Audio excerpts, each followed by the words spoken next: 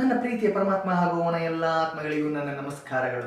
ಇವತ್ತು ನಾನು ಹೇಳಕ್ಕೆ ಹೊರಟಿರುವಂಥದ್ದು ಒಂದು ಸಮುದಾಯದ ಬಗ್ಗೆ. ಈ ಸಮುದಾಯ ಭಾರತದಲ್ಲಿ ಅತ್ಯಂತ ಕಡಿಮೆ ಜನಸಂಖ್ಯೆ ಹೊಂದಿರುವಂಥದ್ದು, ಅಂದರೆ ಪ್ರತಿಶತ 0.4% ಹೊಂದಿರುವಂತಹ ಸಮುದಾಯ, ಹಾಗೂ ಮೋರ್ ದೆನ್ 24%, ಅಂದರೆ 24%ಗಿಂತ ಹೆಚ್ಚು ಟ್ಯಾಕ್ಸ್ ಪೇ ಮಾಡ್ತಾ ಇರುವಂತಹ ಸಮುದಾಯದ ಬಗ್ಗೆ. ಈ ಸಮುದಾಯ ಯಾವುದಪ್ಪ ಅಂತ ಹೇಳಿದ್ರೆ ಜೈನ್ ಸಮುದಾಯ.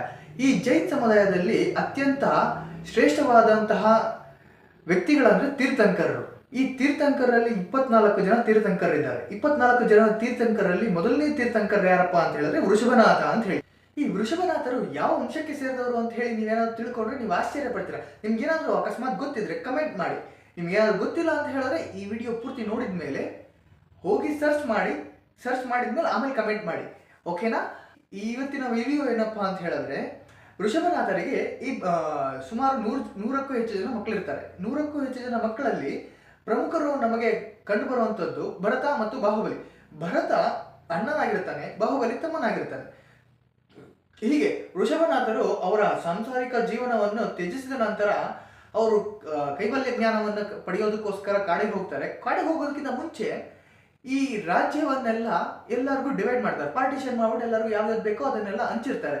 ಅದರಲ್ಲಿ ಭರತನಿಗೆ ಅಯೋಧ್ಯೆ ಬರುತ್ತೆ, ಬಾಹುಬಲಿಗೆ ಪುಂದವ ರಾಜ್ಯ ಬಂದಿರುತ್ತೆ. ಈ ಭರತನಿಗೆ ಅಯೋಧ್ಯೆ ಬಂದಾಗ ಅದರ ಬಳುವಳಿಯಾಗಿ ರತ್ನಚಕ್ರ ಅಂತ ಹೇಳಿ ವಿಶೇಷ ಚಕ್ರ ಒಂದು ಅವನಿಗೆ ಬಳುವಳಿಯಾಗಿ ಬಂದಿರುತ್ತೆ.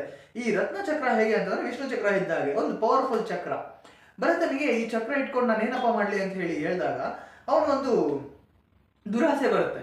ದುರಾಸೆ ಬಂದು ನಾನು ಇಡೀ ಸಾಮ್ರಾಜ್ಯವನ್ನೇ ಗೆಲ್ಲಬೇಕು, ಇಡೀ ಪ್ರಪಂಚವನ್ನೇ ಗೆಲ್ಲಬೇಕು ಅಂತ ಹೇಳಿ ಅವನು ದಂಡಯಾತ್ರೆ ಮಾಡ್ತಾನೆ. ದಂಡಯಾತ್ರೆ ಮಾಡಿದಾಗ ಆ ಚಕ್ರವನ್ನು ತಗೊಂಡು ಯಾರ ದಂಡಯಾತ್ರೆ ಅಥವಾ ಹೇಗಿರುತ್ತೆ ಅಂದ್ರೆ, ಹೋಗಿ ಯಾವ ರಾಜ್ಯಕ್ಕೆ ಇವನು ಹೋಗಿರ್ತಾನೋ ಆ ರಾಜ್ಯದ ರಾಜ ಒಂದು ಶರಣಾಗಬೇಕು. ಶರಣಾಗಿಲ್ಲ ಅಂತ ಹೇಳಿದ್ರೆ, ಇವನನ್ನು ರಾಜ ಅಂತ ಹೇಳಿ ಒಪ್ಕೊಂಡಿಲ್ಲ ಅಂತ ಹೇಳಿದ್ರೆ ಅವನೇನ್ ಮಾಡಬೇಕು, ಇವನ ವಿರುದ್ಧ ಯುದ್ಧ ಮಾಡಬೇಕು. ಹೀಗೆ ಎಲ್ಲ ಫುಲ್ ಪ್ರಪಂಚದಲ್ಲೆಲ್ಲ ಯುದ್ಧ ಮಾಡಿ ಬರಬೇಕಾದ್ರೆ ಅಯೋಧ್ಯೆಗೆ ಮತ್ತೆ ಮರುಕಳಿಸ್ತಾನೆ.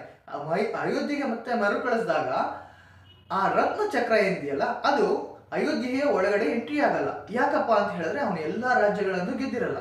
ಅದರಲ್ಲಿ ಒಂದು ರಾಜ್ಯ ಮಿಕ್ಕಿರುತ್ತೆ. ಅದು ಯಾವ್ದಪ್ಪ ಅಂತ ಹೇಳಿದ್ರೆ ಬಾಹುಬಲಿಯ ರಾಜ್ಯ. ಬಾಹುಬಲಿಗೆ ಆಗ ಸಂದೇಶ ಕಳಿಸ್ತಾನೆ, ನೀನು ನನಗೆ ಶರಣಾಗು, ನನ್ನ ರಾಜ ಅಂತ ಒಪ್ಕೋ ಅಂತ ಹೇಳ್ತಾನೆ. ಆಗ ಬಾಹುಬಲಿ ಹೇಳ್ತಾನೆ, ನೋಡು, ನೀನು ಅಣ್ಣನಾಗಿ ಬಂದ್ರೆ ನಾನು ನಿನಗೆ ಕಂಪ್ಲೀಟ್ ಆಗಿ ಶರಣಾಗ್ತೀನಿ, ಆದ್ರೆ ನೀನ್ ಬರ್ತಾ ಇರೋದು ರಾಜನಾಗಿ, ನಾನು ಬಿಟ್ಕೊಡಲ್ಲ, ನನ್ನ ರಾಜ್ಯನ ಬಿಟ್ಕೊಡಲ್ಲ ಅಂತ ಹೇಳಿ ಯುದ್ಧ ಮಾಡೋಣ ಅಂತ ಹೇಳಿ ಕರೀತಾರೆ. ಯುದ್ಧಕ್ಕೆ ಕರೆದಾಗ ಭರತ ಮತ್ತೆ ಬಾಹುಬಲಿ ಇವರಿಬ್ರು ನಡುವೆ ಯುದ್ಧ ನಡೆಯುತ್ತೆ. ಆದ್ರೆ ಯುದ್ಧ ಹೇಗೆ ನಡೆಯುತ್ತೆ ಗೊತ್ತಾ? ಈ ಜನಗಳು ಸಾಯಬಾರ್ದು ಅಥವಾ ಏನು ತೊಂದರೆ ಆಗ್ಬಾರ್ದು ಜನಗಳಿಗೆ ಅಂತ ಹೇಳಿ, ಸಾಮ್ರಾಜ್ಯ ಸುಭಿಕ್ಷವಾಗಿರ್ಬೇಕು, ಯಾರಿಗೂ ಏನು ತೊಂದರೆ ಆಗ್ಬಾರ್ದು ಅಂತ ಹೇಳಿ ರೆಫ್ರಿಗಳು ಒಂದು ಮಾಡಿರ್ತಾರೆ. ಏನಪ್ಪಾ ಅಂತ ಹೇಳಿದ್ರೆ 3 ರೀತಿಯಂತ ಯುದ್ಧ. ಯಾವುದು? ಜಲಯುದ್ಧ, ಮಲ್ಲಯುದ್ಧ ಮತ್ತೆ ನೇತ್ರ ಯುದ್ಧ. ಜಲಯುದ್ಧ ಅಂದ್ರೆ ನೀರಿನಲ್ಲಿ ಯುದ್ಧ ಮಾಡುವಂಥದ್ದು, ಮಲ್ಲಯುದ್ಧ ಅಂದ್ರೆ ಭೂಮಿ ಮೇಲೆ ಯುದ್ಧ ಮಾಡುವಂಥದ್ದು, ನೇತ್ರ ಯುದ್ಧ ಅಂದ್ರೆ ಕಣ್ಣಲ್ಲಿ ಯುದ್ಧ ಮಾಡುವಂಥದ್ದು. ಈ 3ರಲ್ಲೂ ಬಾಹುಬಲಿ ಗೆದ್ಬಿಡ್ತಾರೆ.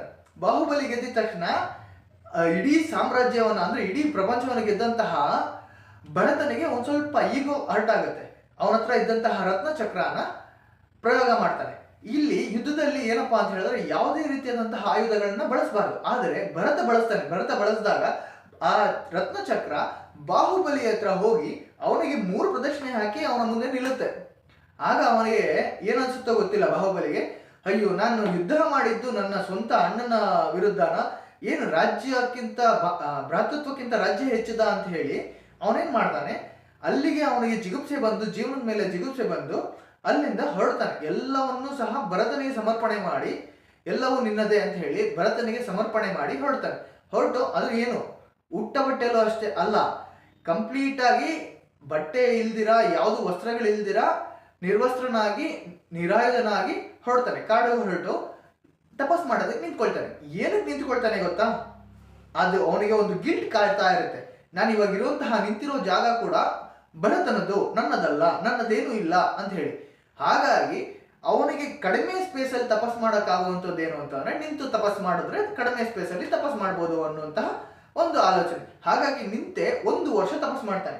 ತಪಸ್ ಮಾಡಿದ ನಂತರ ಕೇವಲ ಜ್ಞಾನ ಅಂದ್ರೆ ಕೈವಲ್ಯ ಜ್ಞಾನವನ್ನು ಪಡಿತಾನೆ. ಕೈವಲ್ಯ ಜ್ಞಾನವನ್ನು ಪಡೆದು ನಂತರ ಎಲ್ಲಾ ಕಡೆ ಬೋಧಿಸ್ತಾನೆ. ಅನಂತರ ಇನ್ನೊಂದು ಕಡೆ ಭರತ, ಅಯ್ಯೋ ಈ ಯುದ್ಧದಿಂದ ನಾನು ಗೆದ್ದಿದ್ದಾದ್ರೂ ಯಾರಿಂದ, ತಮ್ಮನಿಂದ ಅಂತ ಹೇಳಿ ಅವನಿಗೂ ಜಿಗುಪ್ಸೆ ಬಂದು, ಆದರೆ ಅವನು ರಾಜ್ಯಭಾರ ಮಾಡ್ತಾ ಇರ್ತಾನೆ, ಆದರೆ ಜ್ಞಾನದ ಅಂದ್ರೆ ಧರ್ಮದ ಕಾರ್ಯದಲ್ಲಿ ಹೆಚ್ಚು ತೊಡಗುತ್ತಾನೆ. ಇಡೀ ಪ್ರಪಂಚನ ಅಂದ್ರೆ ಭರತಖಂಡ ಏನಿದೆಯಲ್ಲ, ಭರತಖಂಡ ಅಂತ ಹೇಳಿ ಹೆಸರು ಬಂದಿದ್ದೆ ಆ ಭರತನಿಂದ. ಇಡೀ ಪ್ರಪಂಚವನ್ನು ಗೆದ್ದಂತಹ ಭರತ ತನ್ನನ್ನು ತಾನು ಗೆಲ್ಲಲು ಆಗ್ಲಿಲ್ಲ ಅನ್ನೋ ಕಾರಣಕ್ಕೆ ಅವನು ಜಿಗುಪ್ಸೆ ಬಂದು, ಆದ್ರೆ ಧರ್ಮ ಕಾರ್ಯದಲ್ಲಿ ನಿರತನಾಗಿರ್ತಾನೆ.